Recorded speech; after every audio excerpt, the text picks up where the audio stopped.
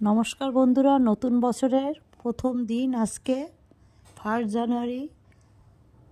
একটা special chicken roast বানিয়েছি। দেখুন, কড়াতে দিয়েছি তেল। মাংসটা আগে আমি ম্যারিনেট করে রেখেছি, কী দিয়ে বলে দিচ্ছি। আর দিয়ে দিচ্ছি ঘি। এটা ঘিতে করলে বেশি ভালো লাগে চিকেন রোস্টটা, কিন্তু এখন শরীর সচেতন, কেউ ঘিয়ে খেতে চায় না। আর এইটা মশলা দিয়ে মেখে রেখেছি, পেঁয়াজ, রসুন, কাঁচা লঙ্কা, আদা বাটা দিয়ে। আর তার ভিতরে দিয়েছি জায়ফল, জয়িত্রী সামান্য 1 চামচ দিয়ে এটাকে ভালো করে নুন, হলুদ, জিরার গুঁড়ো সব দিয়ে মেখে রেখে দিয়েছি 1 ঘন্টা।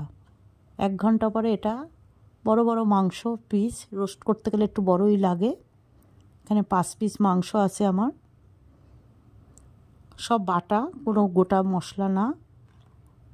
আর দিয়ে দিয়েছি মিঠা আতর, একটু কেওড়া জল, একটু গোলাপ জল দিয়ে এটা ম্যারিনেট করে রেখে দিয়েছি 1 ঘন্টা। এবারে ঘি আর তেলে এটা ভাজা ভাজা করতে হবে।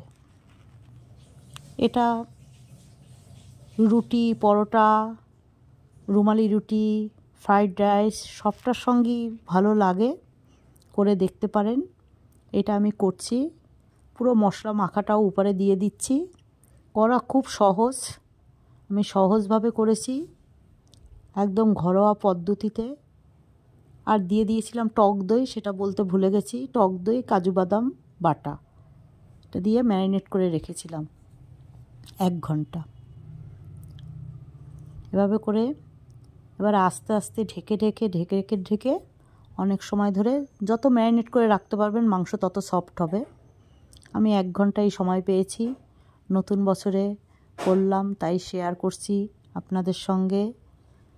যদি ভালো লাগে অবশ্যই জানাবেন।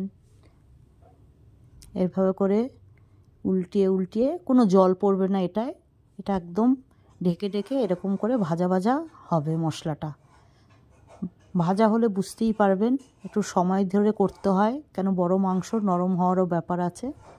যেহেতু ম্যারিনেট করে রেখেছিলাম, এটা সফট হয়েই আছে, কিন্তু একদম ভাজা ভাজা হবে। এটা গায়ে কালার এসে যাবে, দেখবেন, দেখলেই বোঝা যাবে। খেতে দুর্দান্ত টেস্ট। একবার হলেও করুন, ভালো লাগবে আশা করছি।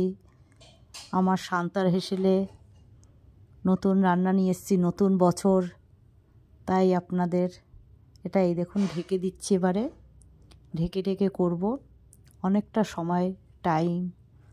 রান্নাটা একটা ধৈর্য, একদম তৈরি করার। দেখুন একদম ভাজা হয়ে গেছে, কালার এসে গেছে, দেখুন লাল লাল একদম ভাজা। ঘি তেলেই হবে, কোনো জল পড়বে না। এভাবে ঢেকে অনেক সময় ধরে করে খেয়ে দেখুন, কথা দিতে পারি ভালো লাগে, ভীষণ ভালো এই রেসিপিটা। এটা একদম আমার নিজস্ব রেসিপি।